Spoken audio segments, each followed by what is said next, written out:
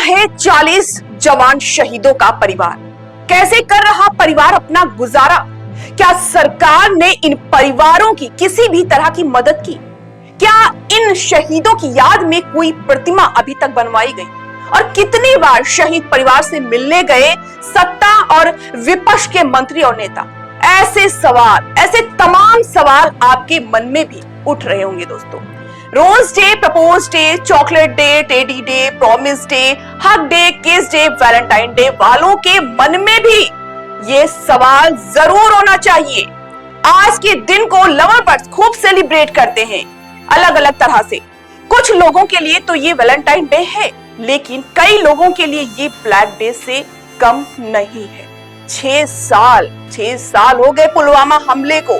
14 फरवरी 2019 को जम्मू कश्मीर के पुलवामा में आतंकी हमला हुआ था, जो भारत में हुए बड़े आतंकी हमलों में से एक था। हालांकि इस हमले के बाद भारत ने जिस तरह से पाकिस्तान को सबक सिखाया, पहले कभी ऐसा नहीं हुआ।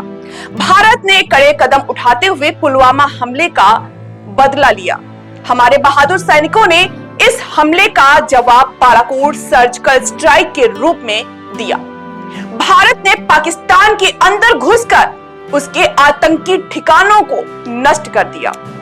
आज 6 साल बाद 40 सैनिकों का परिवार किस तरह से गुजारा कर रहा है, ना ही पक्ष के लोग कभी खबर लेने गए और ना ही विपक्ष के लोग।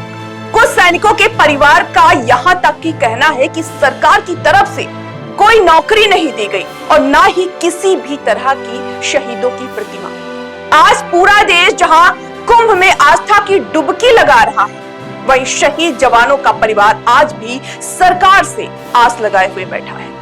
40 सीआरपीएफ जवानों में से एक थे रोहिताश लांबा, जिनकी पत्नी मंजू का कहना है, जब हमारी आवाज नहीं सुनी जाती है तो वे हमें वीरांगना क्यों कहते हैं?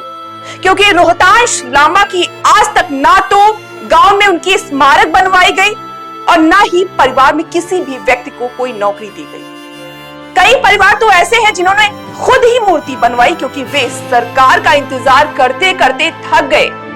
जबलपुर के अश्विन कांची इनमें से एक हैं। आज जब पूरा देश अपने अपने तरीके से खुशियां मना रहा है, ये समय है जब हम शहीदों के परिवारों के संघर्षों को भी याद करें और उनकी मदद के लिए कदम उठाएं।